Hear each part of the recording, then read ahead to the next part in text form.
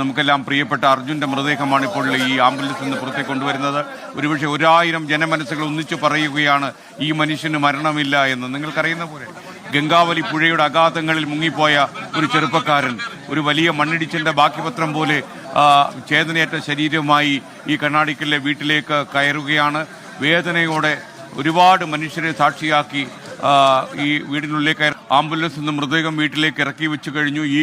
ഇനി ഉച്ചയ്ക്ക് വീടിന്റെ പറമ്പിലെ ചിതയിൽ തന്നെയാണ് ഈ അർജുൻ എന്ന ചെറുപ്പക്കാരൻ കത്തി അമരുന്നതെന്ന് നിങ്ങൾ മനസ്സിലാക്കുക.